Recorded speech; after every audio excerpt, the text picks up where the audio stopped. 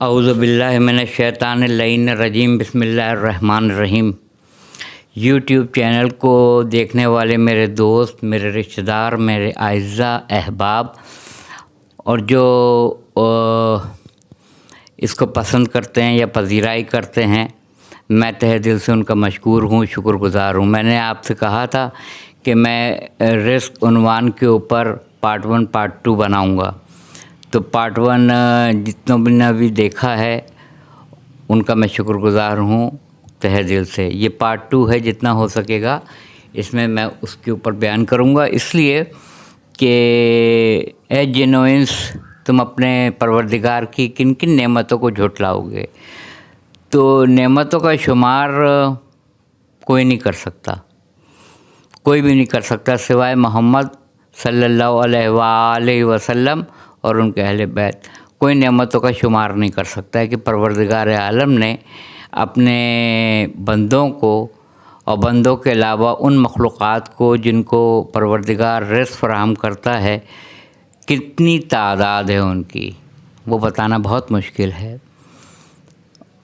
ایک قول میں مولا کائنات حضرت علی بن ابی طالب علیہ السلام کا کوٹ کروں گا کہ آپ فرماتے ہیں کہ بخدا علی زمین سے زیادہ افلاک کے راستوں سے آگاہ ہے، فلک کی جمع افلاک، مجھ سے بہتر آپ جانتے ہیں۔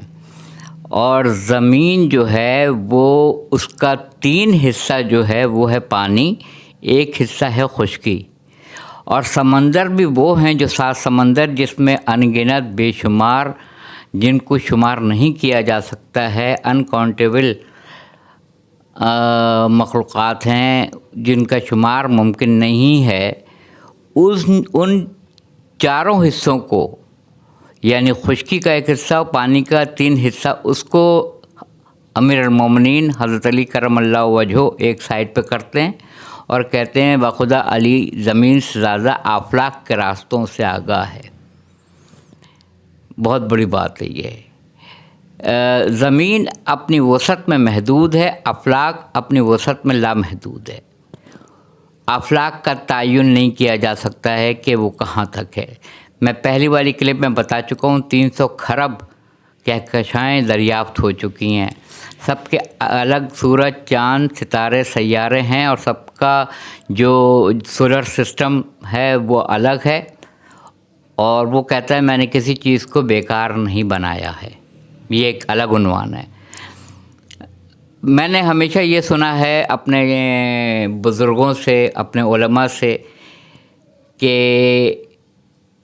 نعمت کا حساب ہوگا، رحمت کا حساب نہیں ہوگا۔ تو جہاں پروردگار عالم سورہ حمد میں ارشاد فرماتا ہے بسم اللہ الرحمن الرحیم الحمدللہ رب العالمین، یعنی حمد ہے اس رب کی جو عالمین کا رب ہے۔ عالمین میں پہلے ہی بتا چکا ہوں اپنی حد میں لامحدود ہے۔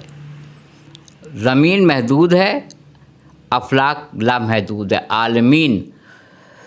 اسی طرح رسول خدا صلی اللہ علیہ وآلہ وسلم کے بارے میں فرمایا کہ آپ رحمت للعالمین ہیں۔ عالمین جہاں جہاں تک ہے، اور پروردگار عالم کی ربوبیت جہاں جہاں تک ہے، وہاں وہاں رسول خدا کی رحمت ہے، اور اس کا تعین کوئی بھی نہیں کر سکتا ہے۔ مگر میں اتنی بات ضرور جانتا ہوں کہ افلاک میں مٹی ہی مٹی ہے، مٹی ہے۔ مٹی کائنات کی اساس ہے، بنیاد ہے کائنات کی۔ اور جناب امیر کے القابات میں ایک لقب ہے ابو تراب، مٹی کا باپ۔ یہ بھی الگ عنوان ہے۔ ایسا نہ ہو کہ میں رزق کے ٹاپک سے ہٹ جاؤں۔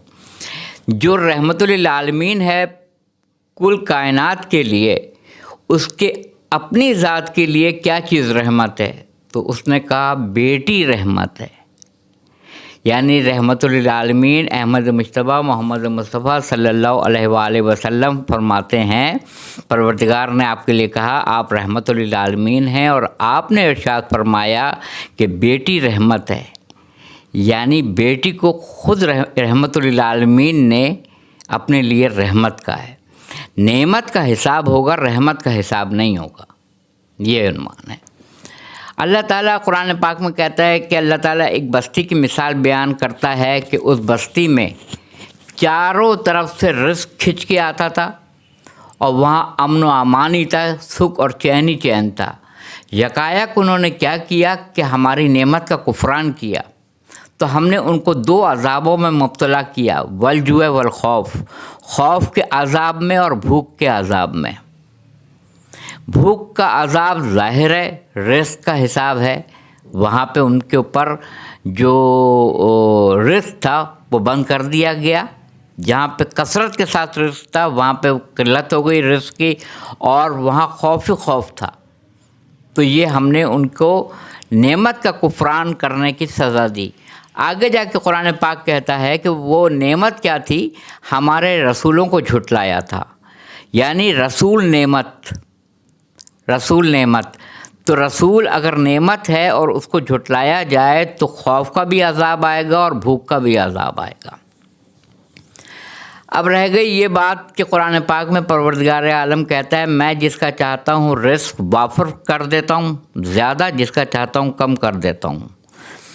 میں نے پہلے بھی یہ جملے عرض کیے تھے کہ اگر کسی کو بلڈ پریشر ہے تو وہ نمک کی چیز نہیں کھائے گا، رزق کم ہو گیا اس کا، اس لیے کہ وہ بلڈ پریشر کی غذا اگر کھائے گا تو وہ بڑھ جائے گا، بلڈ پریشر رائز کر جائے گا۔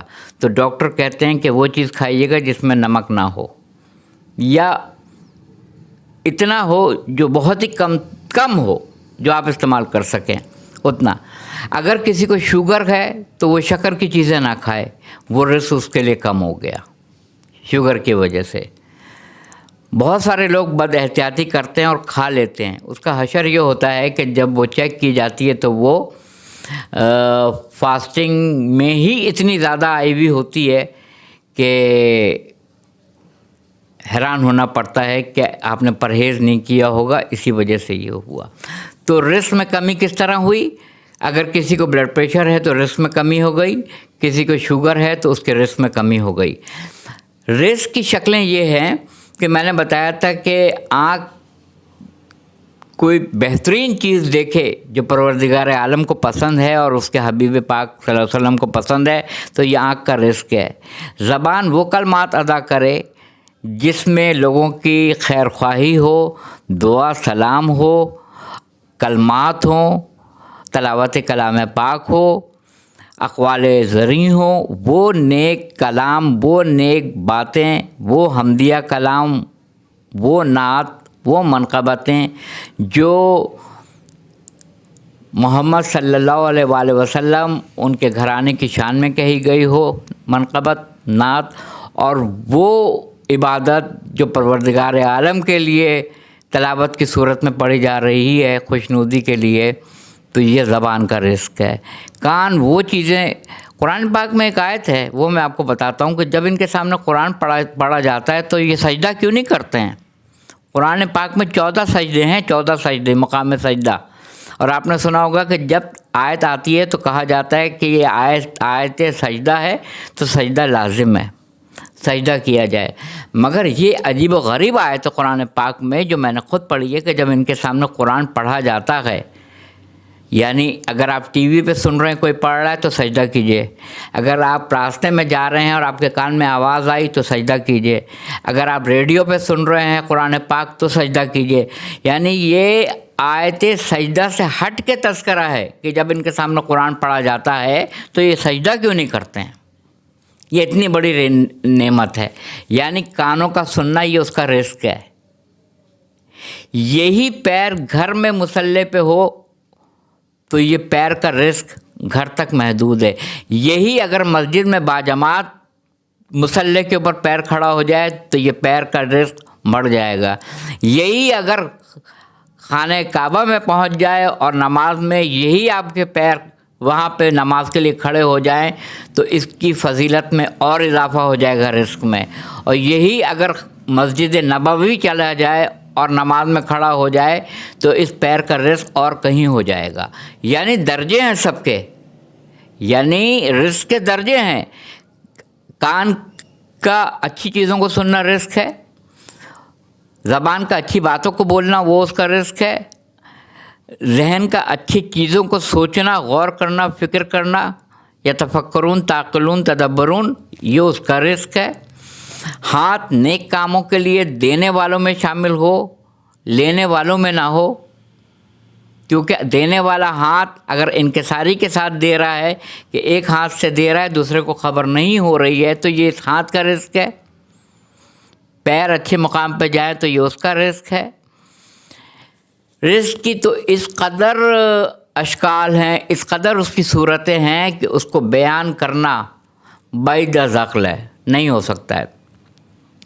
سورہ لقمان 31واں سورہ قرآن مجید کا، اس میں پروردگار عالم نے کہا کہ سارے درخت کو قلم بنا لو اور سات سمندر کو روشنائی بنا لو۔ میں سیاہی نہیں بولتا ہوں، روشنائی، کیونکہ یہ روشن ہے۔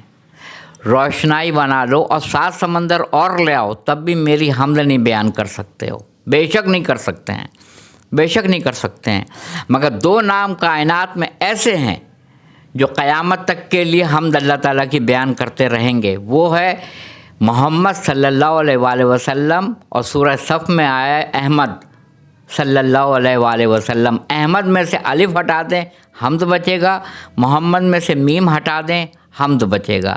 یہ دو نام ایسے ہیں جو اللہ تعالیٰ کی حمد مسلسل بیان کر رہے ہیں۔ سبحان اللہ، سبحان اللہ، سبحان اللہ۔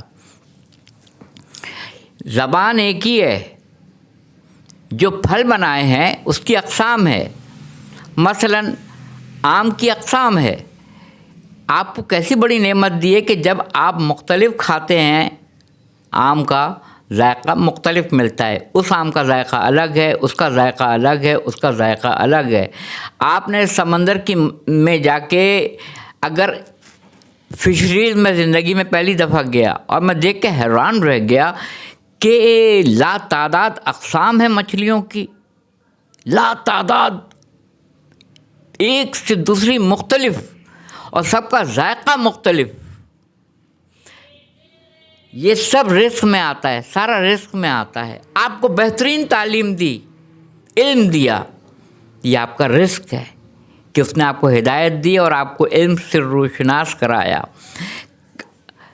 رزق کی صورتحال ایسی ہے، کبھی وہ بندے کو بے انتہا دے کے آزماتا ہے کہ یہ مجھے پھر بھی یاد کرے گا یا نہیں، کبھی نہیں دے کے آزماتا ہے کہ یہ مجھ سے رجوع کرے گا یا نہیں کرے گا، کسی کو دے کے لے لیتا ہے کہ دیکھیں یہ کفران کرتا ہے یا آزمائش کے اوپر شکر ادا کرتا ہے، کسی کو نہیں دے کے بعد میں دیتا ہے کہ جب میں نے اس کو دے دیا، نواز دیا، تو اس میں تکبر تو نہیں آ جائے گا، اس میں بڑائی تو نہیں آ جائے گی۔ یعنی دے کے رزق آزماتا ہے، لے کے رزق آزماتا ہے، نہیں دے کے آزماتا ہے رزق، پھر کبھی دے کے رزق آزماتا ہے، ہر طریقے سے وہ آزماتا ہے۔ قرآن پاک کہتا ہے، ارشاد قرآن پاک کا، کہ کیا تم سمجھتے ہو کہ میں ایمان لایا چھوڑ دیا جاؤ گے؟ ہرگز نہیں، ہرگز نہیں۔ تمہیں جان سے، مال سے، اولاد سے، ثمرات سے، ہر چیز سے میں آزماؤں گا، اور جب میں اپنے مخلص بندوں کے اوپر ان کو والجوع والخوف، اور ان کو بھوک، جان، مال اور عزت، آبرو اور ثمرات کے نقصانات سے آزماتا ہوں تو وہ بے ساختہ بولتے ہیں، قالوا انا للہ و انا الیہ راجعون اولئک علیہم صلوات من ربہم و اولئک هم المہتدون۔ جب ان کو آزماتے ہیں تو وہ کہتے ہیں کہ ہم اسی کی بارگاہ سے آئے ہیں اور پلٹ کے اسی کی طرف جائیں گے۔ کہہ دو یہی ہمارے ہدایت یافتہ بندے ہیں جن پہ ان کا رب، ان کا پروردگار صلوات و درود و سلام بھیجتا ہے۔ کیا بات ہے، کیا بات۔ کسی نے کہا کہ میں نے آپ کو پہلے بتایا کہ نبی بھی نعمت ہے، اور نعمت کا حساب ہوگا، رحمت کا حساب نہیں ہوگا۔ رزق کی اتنی شکلیں ہیں کہ میں بیان نہیں کر سکتا ہوں۔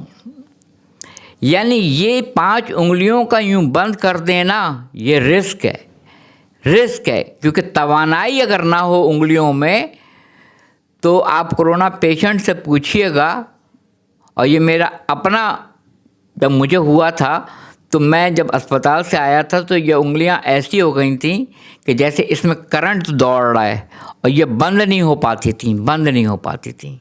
مجھے اس وقت جا کے پتہ چلا کہ اللہ، یہ کتنی بڑی نعمت تھی کہ ہم مٹھی کو یوں بند کر لیتے تھے اور کھول لیتے تھے، تو ہمیں نے کبھی سوچا بھی نہیں تھا کتنی بڑی نعمت ہے. یہ انگلیوں کا رزق ہے کہ اس کے اندر توانائی ہے. آپ کو اگر پیاس کا ذائقہ نہیں محسوس ہو تو پانی نہیں پئیں گے آپ، بالکل بھی نہیں، اور اسپیشلی سردیوں میں تو پیا ہی نہیں جاتا ہے. اندر سے خواہش ہوتی ہے کہ پیاس لگ رہی ہے مجھے. یہ نعمت ہے، یہ اللہ کی نعمت ہے، یہ رزق ہے کہ پیاس آپ کو لگ رہی ہے تو آپ نے پانی پیا. آپ کے سامنے کھانا چن دیا جائے بہترین سے بہترین، اور اگر خواہش نہیں ہے تو آپ نہیں کھائیں گے. بھوک کا ایک ذائقہ ہوتا ہے، وہ ذائقہ کا محسوس ہونا ایک رزق ہے اللہ کی طرف سے، کہ جب آپ کو وہ ذائقہ محسوس ہوگا تبھی تو آپ کھائیں گے. ورنہ اگر آپ کے پاس ذائقہ نہ ہو تو آپ کہیں گے نہیں، خواہش نہیں ہو رہی ہے، اور اٹھا دیا جاتا ہے کھانا. یہ سب رزق کی شکلیں ہیں. آپ کو بہترین اولاد دی، یہ رزق ہے آپ کا. آپ کو خدمت گزار، آپ کو زوجہ دی، یہ بہترین رزق ہے اللہ کی طرف سے. ماں باپ دیے جو آپ کے خیال کرتے ہیں، آپ کی پرورش کرتے ہیں، آپ کی ملازمت کا انتظام کرتے ہیں، آپ کی خبر گیری رکھتے ہیں. ماں کے تو پیر کے نیچے جنت ہے، یہ آپ کا رزق ہے. ماں کے پیر کے نیچے جو جنت ہے وہ آپ کا رزق ہے. ماں کی دل آزاری نہ کرنا، باپ کی دل آزاری نہ کرنا، ماں جنت میں جانے کی کنجی ہے. کنجی ماں کی دل آزاری نہ کرنا، کیونکہ اس کے نیچے آپ کی جنت ہے جو آپ کا رزق ہے. تو یہ رزق کی شکلیں ہیں، یہ رزق کی شکلیں ہیں.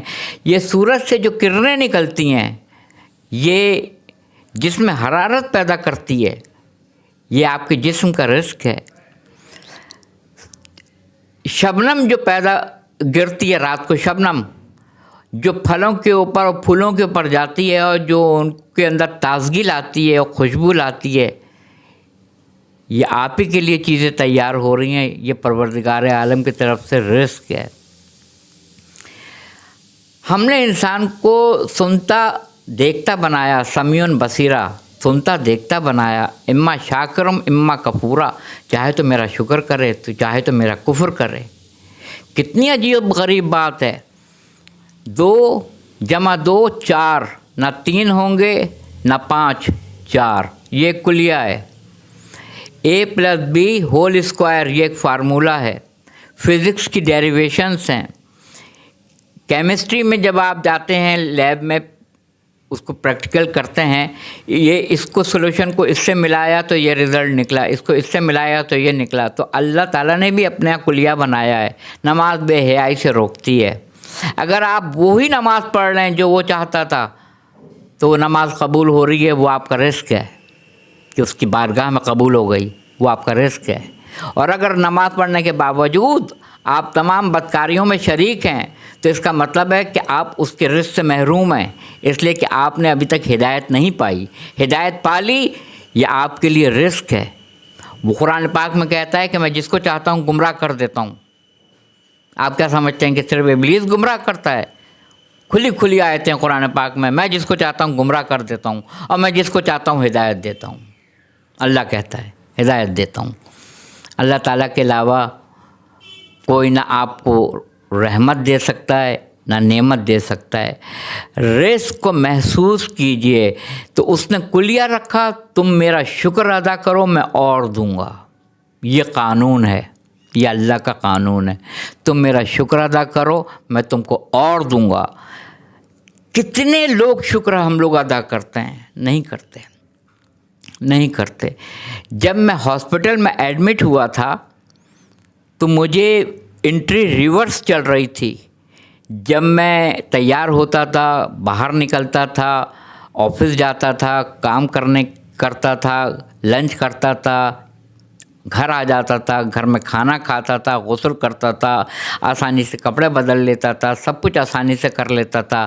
آج ہم ماسک لگانے پہ مجبور ہیں، آج ہم گلاس پہننے پہ مجبور ہیں، آج ہم مصافحہ نہیں کر سکتے ہیں، آج ہم کسی کو گلے نہیں لگا سکتے ہیں، آج اجتماعی شمولیت پہ پابندی ہے۔ آج یہ آپ سے نعمتیں لے لی ہیں پروردگار عالم نے، لے لی ہیں۔ خانہ کعبہ میں کیا وہی مجمع ہے جو پہلے ہوتا تھا؟ روضہ رسول پہ مسجد نبوی میں کیا وہی رش ہے جو پہلے ہوتا تھا؟ ائمہ معصومین کے مقدس ہستیوں کے روضوں کے اوپر، مزارات کے اوپر کیا وہی گہما گہمی وہی مجمع ہے جو پہلے ہوا کرتا تھا؟ رزق میں کمی ہو گئی ہے، اور رزق میں کمی کے لیے جو ڈیلی ویجز پہ کماتے تھے ان کا رزق ختم ہو گیا، جو رات کو رزق کماتے تھے ان کا رزق ختم ہو گیا۔ آج کل سارا کام آن لائن ہو رہا ہے۔ خدا کے لیے استغفار زیادہ سے زیادہ کیجیے، توبہ استغفار زیادہ کیجیے۔ نامعلوم ناگہانی آج کل تو یہی ہو رہا ہے کہ صبح ملاقات ہوئی، رات کو پتہ چل رہا ہے کہ ختم ہو گئے، نفسا نفسی۔ فیس بک اٹھا کے دیکھ لیجئے، یا کسی کی قبر آئے گی اس میں سورہ فاتحہ پڑھ دیجئے، سورہ حمد، اور 3 بار سورہ اخلاص پڑھ کے ان کی روح کو ایصال کر دیجئے۔ یا یہ ہے کہ فلاں بیمار ہیں، وینٹیلیٹر پہ ہیں، بسم اللہ الرحمن الرحیم امن یجیب المضطر اذا دعاؤں یکشف السوء، یہ پڑھ دیجئے۔ بس فیس بک بھرا ہوا ہے، یہ وینٹیلیٹر پر ہیں، یہ کورونا میں مبتلا ہیں، یہ کورونا میں آئسولیشن میں ہیں، آئسولیشن میں اسپتال میں ہیں، آئسولیشن میں گھر میں کمرے میں قید ہیں، ملنا ملانا ختم ہو گیا ہے، رحمتیں ختم ہو گئی ہیں، نعمتیں ختم ہو گئی ہیں، وہ رونقیں ختم ہو گئی ہیں۔ استغفار استغفار استغفار۔ استغفار صرف گناہوں پہ توبہ کے لیے استغفار نہیں ہے، پوری ڈیٹیل سورہ حج 22واں سورہ قرآن مجید کا اس میں لکھا ہے۔ اولاد نہیں ہے استغفار کرو، کھیتی خشک ہو گئی ہے استغفار کرو، روزگار نہیں ہے استغفار کرو، یہ چیز نہیں ہے، فلاں چیز نہیں ہے، فلاں چیز نہیں ہے، صحت نہیں ہے، تندرستی نہیں ہے، استغفار کرو استغفار کرو۔ نعمتوں کے حصول کے لیے بھی استغفار ہے، گناہوں پہ توبہ کا لیے تو استغفار ہے ہی ہے، مگر نعمتوں کے حصول کے لیے بھی استغفار ہے۔ وآخر دعوانا الحمدللہ رب العالمین۔